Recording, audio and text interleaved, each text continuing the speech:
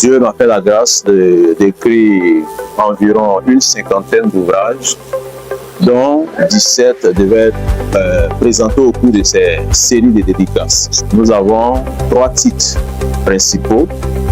On a construit un mariage doux et heureux. On a fidélité dans la tempête. Et mon Dieu, plus près de toi. Voici les 3 titres que nous présentons à tous les visiteurs, à tous nos amis, les clients, tous ceux qui passent pour nous visiter. Alors, ces livres, la plupart sont des livres orientés sur des sujets de la foi chrétienne et de la vie en général. Nous écrivons pour enseigner, nous écrivons pour apporter une édification. Dans le domaine matrimonial et conjugal, nous apportons notre contribution en tant que conseiller matrimonial et conjugal pour aider les couples à être stables et puis à progresser, surtout à mettre en place les stratégies que nous développons dans nos ouvrages afin de connaître ce que nous appelons un foyer ou un mariage doux et heureux, parce que cela est possible. C'est dans ce cadre-là que nous avons, par exemple, ce titre, Comprendre un mariage doux et heureux, qui est un livre qui évoque la vie de évoque la vie de 3 couples. Voilà, les 3 couples. On a le couple de Pacom et de Catherine, de Michel et Esther, et de Pierre et Ruth. Voilà, chacun de ces couples vit une expérience, vit des aspirations divergentes, et puis un manque de communication dans le foyer. Mais il y aura un déclic qui va être déclenché à la suite d'une dispute qui va les conduire à la réconciliation. Donc c'est un témoignage à découvrir afin de remettre son foyer aussi sur les rails. Michel et Esther, quant à eux, vont connaître ce qu'on appelle la routine et l'indifférence dans le foyer. Voilà.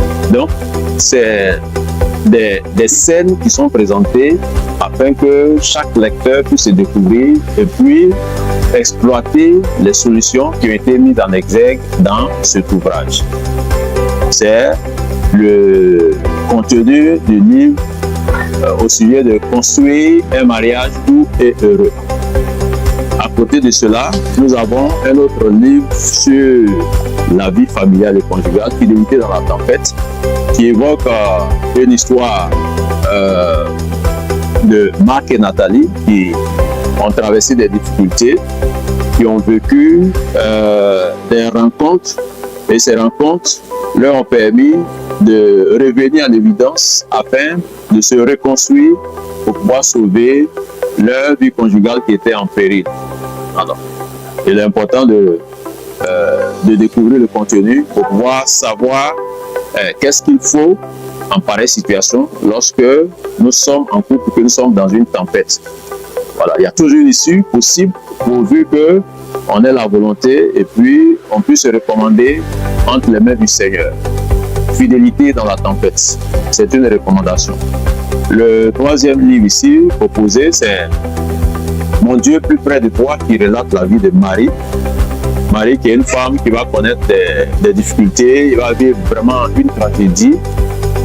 Elle va perdre son père pendant qu'elle demandait à ce que Dieu puisse venir au secours de son père qui était vraiment souffrant. Et malgré ses prières, elle va avoir son père qui va décéder. Et dans cette situation, sa foi ne va point défaillir parce qu'elle va s'accrocher au Seigneur. D'où le titre Mon Dieu plus près de toi. En fait, c'est un cantique qui est chanté dans le milieu protestant évangélique. Et je me suis inspiré de ce très émouvante, mais instructive, édifiante et qui donne beaucoup de tonus à toutes les personnes qui sont dans des situations compliquées, qui pensent qu'il n'y a pas d'issue à leur vie. Voilà, Mon Dieu plus près de toi. Nous écrivons ces différents ouvrages pour aider non seulement la communauté chrétienne, mais tout individu, toute personne qui vit, parce que le mariage n'est pas un fait qui concerne uniquement les chrétiens. Le mariage, c'est un fait universel et c'est Dieu qui l'a institué. Lorsqu'il dit sa mère s'attachera à sa femme. Donc c'est un fait universel. Et le problème aujourd'hui, même dans nos églises, c'est que lorsque nous célébrons les mariages, il n'y a pas de suivi. Voilà. On a plus d'efforts à fournir pour organiser les mariages, mais les mariages ne sont pas suivis. Les mariages ne sont pas suivis. Si les mariages étaient suivis, nous pensons que les désastres tels que les divorces qui ont des conséquences ne sont pas du tout intéressants sur non seulement les deux concernés, mais surtout les enfants. Et puis la société, ces situations allaient être évitées. Alors, pour ne pas arriver à ce point, il est important de comprendre que cette institution divine doit être respectée. Parce que si elle n'est pas respectée, elle n'a pas été comprise, on va faire beaucoup de dégâts. Il est vrai, certains pensent se marier, croient qu'on peut se marier par révélation. C'est possible que Dieu donne une orientation, qu'il donne une éducation. Ça peut se faire. Mais le mariage se fait par conviction. Puisque dans tous les cas, l'observation qui est faite dans les célébrations, que ce soit à l'église comme à la mairie, on demande le consentement des concernés. On dit, est-ce que tu veux prendre pour époux? On n'a jamais posé la question, est-ce que tu crois que c'est Dieu qui t'a révélé telle personne? Voilà. C'est à cette question qu'on répond, parce que c'est un engagement de responsabilité. Voici pourquoi c'est une affaire de responsabilité.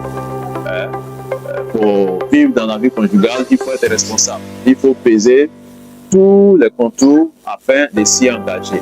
Alors, pour des gens qui veulent demeurer longtemps dans le mariage, il y a des prérequis. Il faut se connaître, il faut respecter le Seigneur, il faut avoir la crainte de Dieu pour ne pas bafouer ce qu'il a institué. Il y a d'autres paramètres qui peuvent être aussi pris en considération, qui sont développés dans les différents ouvrages que nous avons. Quand on parle par exemple de la fidélité, qui est une valeur aujourd'hui qui s'effrite dans nos sociétés. La question de la fidélité. La fidélité a été souvent vue dans l'angle sexuel, c'est-à-dire que lorsque il y a une intimité sexuelle, c'est ce qui est le plus mis en exergue, alors que l'infidélité se traduit aussi dans les promesses que nous nous faisons. Parce que l'infidélité peut se manifester dans le sens où, quand je promets d'aimer, je promets d'éduquer les enfants dans une perspective de la crainte de Dieu, et quand ce n'est pas fait, je suis infidèle.